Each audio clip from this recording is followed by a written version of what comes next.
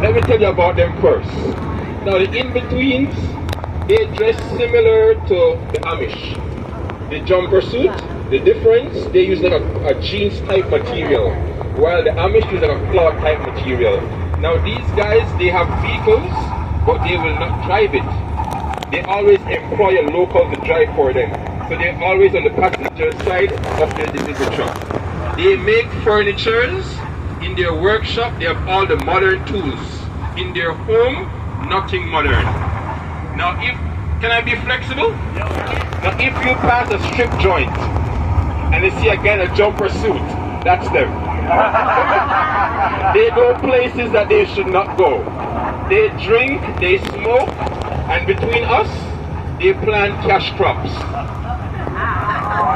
Are you getting me? Yeah. They have their own airstrips in their backyard. And they live close to the border with Mexico and Belize. So read between the lines. Are you getting me? Yeah. That means those guys are our friends. So we call them the in-betweens. They're not too modern and they're not too traditional, right? They're in their own group. Then the Amish, they're the ones with the small farming. So they plant like sweet pepper and they have the horse and carriage and they still dress the traditional way. Then the Mennonites, we call them the Mennonites because they're the richer ones now. They do mechanized farming. So they produce all the poultry for the country.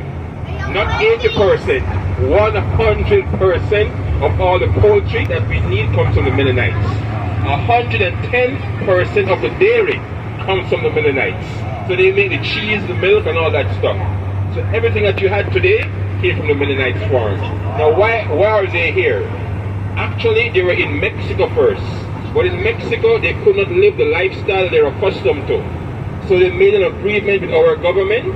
If they provide food for us at a reasonable price, in return they can live the lifestyle they're accustomed to. So they have their own communities, they have their own laws, and we don't get into their business. Now, what do you think the only problem locals have with the Mennonites? Anybody want to guess? The carriages, I would imagine. No, that too. But we overlook that part. Yeah, okay. They don't pay tax. They live tax-free. Wow. But they have to live in their community. So if they decide not to be Mennonites anymore and they want to live amongst us, then they have to pay taxes and they have to just be just like any local person. But once it's their neighborhood, they can do whatever they choose. Now their neighborhood is like heaven.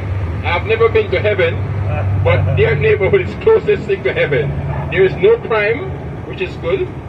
No drugs, no alcohol, no cigarette in their neighborhood. So those are the Christians. And if you see an F-150 coming down the road, that's them. Anything with an F-250, 350, that's them. And it's more them when you see a butane tank in the back. They transfer their vehicles from gas to butane. And if we want to get that service, we go to their community. And they will charge us like $1,500 US.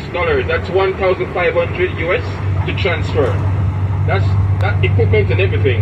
And for us, it's a good deal because we are paying almost $7 a gallon for gas. So investing that 3,000 in butane, it goes a long way in the future. Now when the Mennonites came, they were given free land. Is $5 an acre free? Yeah. That's $2.50